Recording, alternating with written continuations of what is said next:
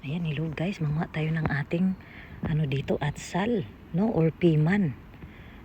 Ang dami na nila, oh. Ayan, in fairness, no, malamig na dito sa ano, sa Yamanashiken area, pero gambatiro pa din yung aking mga gulay-gulay dito sa bahay. Ayan, kahit hindi ko sila nakikita araw-araw, harap lang naman sana ng biranda, no.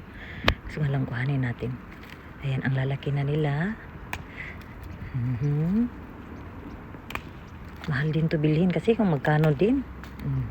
Guys, makalibre na dito sa bahay ba, no? Ayan. Tapos yung ating mga talong pala, no? Ano, nagkaanuhan na yung mga dahon nila kasi nga dahil sa sobrang lamig. Ayan, so meron pa mga maliliit. Sana lalaki pa yan sila, no? Before talagang ano talaga yung sobrang lamig na talaga. So tingnan mo yung mga talong natin doon. Ayan, may bunga pa doon sa ilalim talaga. Ayan. Ayun, oh, ayun. Doon, ayan. So ayan. Yung iba dyan, pinapahinog ko. Ayan. Ayan, oh, may bunga pa. So doon din. May mga bunga pa yan dyan. Dito. Ayan. Pero yung mga dahon nila, oh, tingnan nyo, oh, wala na.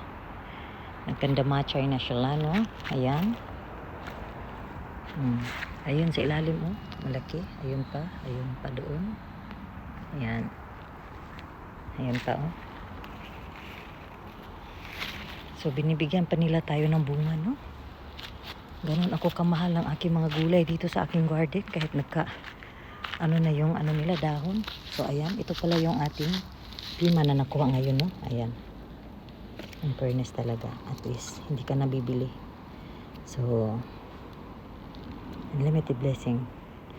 Ayan, thank you for watching, no? Sa ako mga mini vlog din sa atong payag, no? So karon pag ko nagkauras.